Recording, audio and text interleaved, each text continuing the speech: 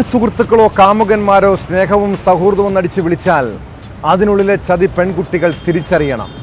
ഇല്ലെങ്കിൽ എന്തായിരിക്കും സംഭവിക്കുക എന്ന് ഈ വാർത്ത കേട്ടാൽ മനസ്സിലാകും.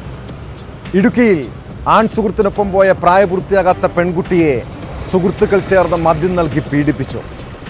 വീട്ടുകാർ അന്വേഷിച്ചെത്തിയപ്പോഴാണ് പെൺകുട്ടിയെ അബോധാവസ്ഥയിൽ കണ്ടത്. പരാതിക്ക് പിന്നാലെ സുഹൃത്ത് ആഷിക്ക് സഹായങ്ങൾ നൽകിയ അനേഷ്, പ്രായപൂർത്തിയാകാത്ത മറ്റൊരു സുഹൃത്ത് എന്നിവരെ നെടുങ്കണ്ടം പോലീസ് പിടികൂടി.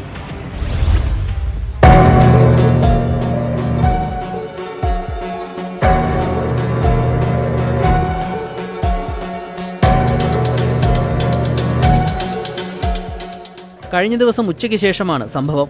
പെൺകുട്ടിയുടെ സുഹൃത്ത് ആഷിക്കും ഇയാളുടെ സുഹൃത്ത് അനേഷും പ്രായപൂർത്തിയാകാത്ത മറ്റൊരാളും ചേർന്ന് മദ്യപിച്ചു. തുടർന്ന് ഇവർ പെൺകുട്ടിയെ ഇവിടേക്ക് വിളിച്ചു വരുത്തുകയും കൂടിയ അളവിൽ മദ്യം നൽകുകയുമായിരുന്നു. ഇതിനുശേഷം പ്രായപൂർത്തിയാകാത്ത ആളും അനേഷും വീട്ടിലേക്ക് മടങ്ങി.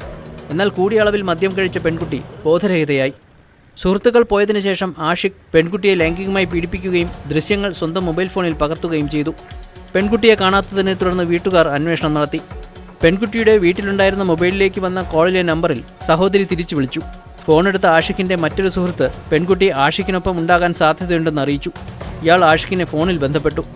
അപ്പോഴാണ് പെൺകുട്ടി അമിതമായി മദ്യം കഴിച്ചെന്നും ബോധരഹിതയായി കിടക്കുകയാണെന്നും ആഷിഖ് സുഹൃത്തിനോട് വെളിപ്പെടുത്തിയത്. സഹായത്തിനെത്തണമെന്ന് ആവശ്യപ്പെടുകയും ചെയ്തു. ഇയാൾ മറ്റൊരു സുഹൃത്തിനെയും കൂട്ടി പെൺകുട്ടിയെ ബൈക്കിൽ കയറ്റി വീടിന് മുന്നിലെത്തിച്ചു. തുടർന്ന് വീട്ടുകാരാണ് പെൺകുട്ടിയെ ആശുപത്രിയിലെത്തിച്ചത്. പിന്നീട് നെടുങ്കണ്ടം പോലീസിൽ പരാതിപ്പെടുകയായിരുന്നു.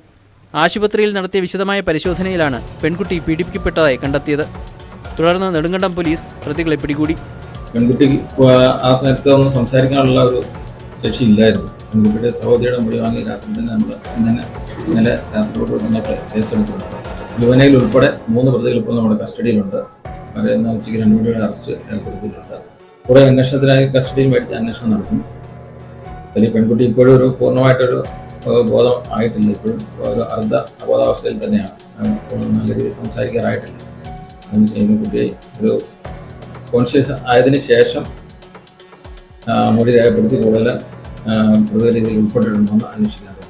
ബലാത്സംഗം, പോക്സോ നിയമത്തിലെ വിവിധ വകുപ്പുകൾ, പട്ടികജാതി പട്ടികവർഗ പീഡന നിരോധന നിയമം, IT ആക്ട് തുടങ്ങിയ വകുപ്പുകളാണ് പെൺകുട്ടിയെ പീഡിപ്പിച്ച ആഷിഖിനെതിരെ ചുമത്തിയിരിക്കുന്നത്. പ്രായപൂർത്തിയാകാത്ത പെൺകുട്ടിക്ക് മദ്യം നൽകിയതടക്കമുള്ള വകുപ്പുകൾ മറ്റു 2 സുഹൃത്തുക്കൾക്കെതിരെയും ചുമത്തിയിട്ടുണ്ട്. കോടതിയിൽ ഹാജരാക്കിയ പ്രതികളെ റിമാൻഡ് ചെയ്തു. ഇവരെ വീണ്ടും കസ്റ്റഡിയിൽ വാങ്ങി വിശദമായ അന്വേഷണം നടത്തുമെന്ന് കട്ടപ്പന DYSP നിഷാദ് മോൻ പറഞ്ഞു. പെൺകുട്ടി ഇപ്പോഴും ഇടുക്കി മെഡിക്കൽ കോളേജിൽ ചികിത്സയിലാണ്.